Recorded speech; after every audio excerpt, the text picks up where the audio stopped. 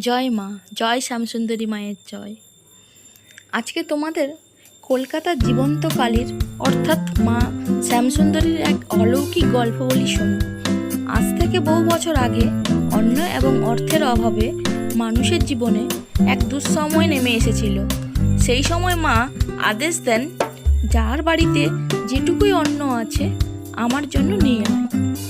আমি সবার হাতের অন্ন গ্রহণ করব। এই নিয়মই যুগ যুগ ধরে চলে এসেছে।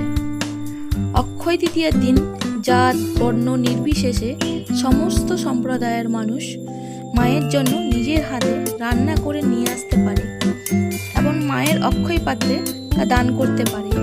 তোমরা তো জানো, অক্ষয় তৃতীয়ার দিন পাপ পুণ্য যে কাজই করো না কেন সেটা অক্ষয় হয়ে থাকে।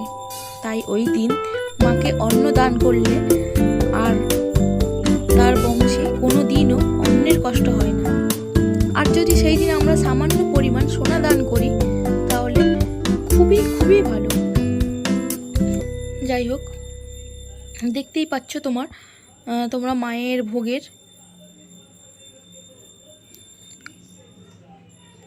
সত্যি অপূর্ব এই দৃশ্য।